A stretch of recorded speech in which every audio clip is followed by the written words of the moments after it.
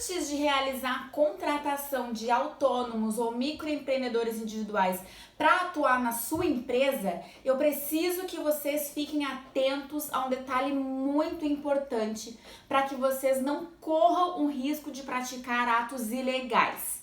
Vou explicar por quê. Antes da lei da terceirização, era vedada a contratação de mão de obras de terceiros para atuar na atividade fim da empresa. Ou seja, se você tem uma fábrica de roupas, você não poderia terceirizar a mão de obra da costureira, por exemplo, porque está diretamente relacionada à atividade fim da empresa, tá? Então, antes da lei da terceirização, essa prática, né, a atividade da costureira, ela deveria ser obrigatoriamente contratada no regime CLT, né, de acordo com as condições trabalhistas, e não poderia ser terceirizado. No entanto, a lei da terceirização veio para mudar essa configuração e atualmente as empresas podem sim contratar autônomos, microempreendedores individuais para atuar na atividade fim da empresa. No entanto, um cuidado muito importante, tá? As empresas querendo valer-se dessa nova lei, visando aí a redução de custos mensais e tudo mais, né, com a folha de pagamento que é realmente muito onerosa para as empresas, estão utilizando dessa lei para manter os vínculos, né, de trabalho com os funcionários, no entanto, no formato terceirizado, de acordo aí com o autônomo ou com a emissão de nota fiscal por parte de um microempreendedor individual ou uma outra empresa, tá? Então muitas empresas estão valendo-se dessa lei para mudar a forma de contratação dos seus colaboradores, tá? Muito cuidado com essa prática, pois isso foi considerado ilícito, é vedado pelos tribunais e é considerada pejotização. O que é isso? O que é pejotização?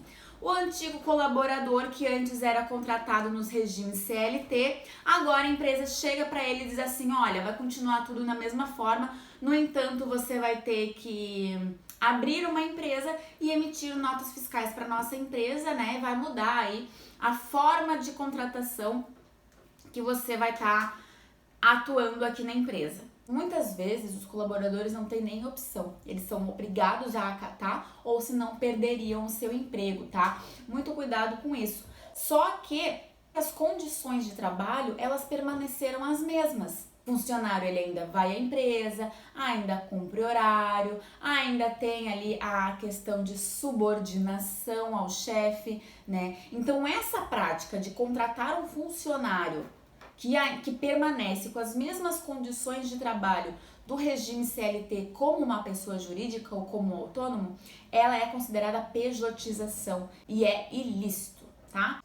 Então, quando na relação de trabalho a subordinação, habitualidade e onerosidade, quando existe essas três características, é considerado vínculo empregatício e não pode ser terceirizado essa mão de obra. No entanto, se não houver essas três características, não tem problema terceirizar, tá? O que seria subordinação? Cumprir ordens, receber ordens de um chefe, cumprir horário, as formas de trabalho, se você tiver que cumprir, né, uma determinada condição no ambiente de trabalho, isso é subordinação.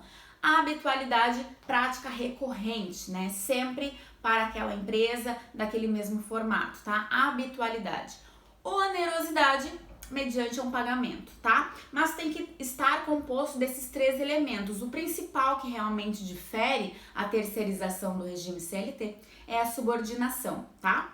Então, se na forma de contratação não houver esses três elementos juntos, não tem problema, né? Provavelmente, dificilmente vocês terão problemas, tá? Então, no contrato de trabalho, além do contrato de trabalho, apesar de ter uma cláusula específica dizendo não haverá subordinação nem vínculo empregatício, ainda assim, se for comprovado que aquela forma de contratação existe essas características, então sim, você pode ter problemas futuramente. Então, para fechar, se na forma de contratação de um terceirizado você não tiver essa relação de subordinação, você provavelmente não vai ter problemas, tá? Vocês podem fazer o contrato normal e aí as condições aí de pagamento, de RPA ou de nota fiscal, vocês definem diretamente com o prestador de serviço e colocam tudo em contrato. E espero que tenha esclarecido as dúvidas de vocês. Qualquer coisa, deixe nos comentários que eu vou estar tentando responder a todo mundo.